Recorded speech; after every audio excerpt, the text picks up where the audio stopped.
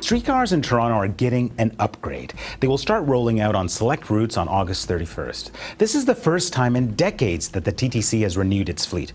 Well, Oliver Moore is the Globe's urban transportation reporter, and he's gotten the full tour. Welcome, Oliver. Hi, Fawn. You've seen the streetcars. What's it like?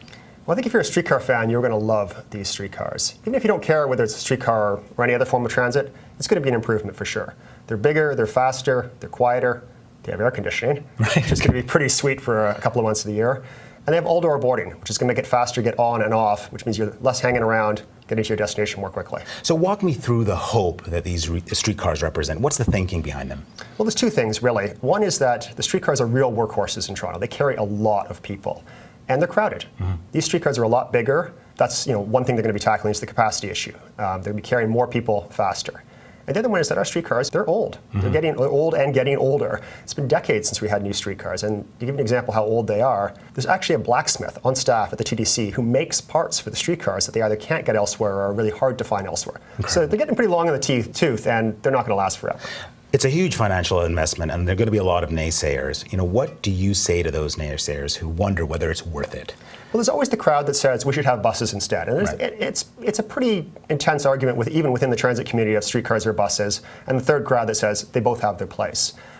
Certainly when you talk to the TDC, they'll point out that if you put buses for every streetcar, they'd be 3 to 1. So you'd have a lot of buses in traffic. There'd be a lot more pollution. There'd be the operator costs would be higher because you have 3 drivers instead of 1 driver. And if you look at something like Queen Street, there'd be a bus turning up every 45 seconds, every minute.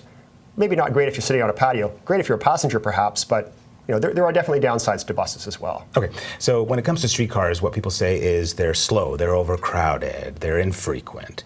In terms of using streetcars to their full effect, how well is Toronto doing? There's 40% more capacity in these streetcars. So if you're waiting for a streetcar, you may have to wait a bit longer because there's fewer streetcars, but you're much more likely to find a space. Probably the next big improvement or the big change, which may be too politically difficult to do, is dedicated lanes.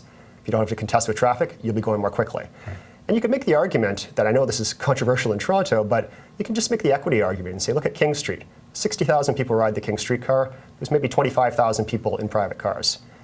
Based on those numbers alone, forget the politics, forget everything else, you could say, maybe the streetcar deserves its own lane. Interesting. Well, thank you so much, Oliver Moore.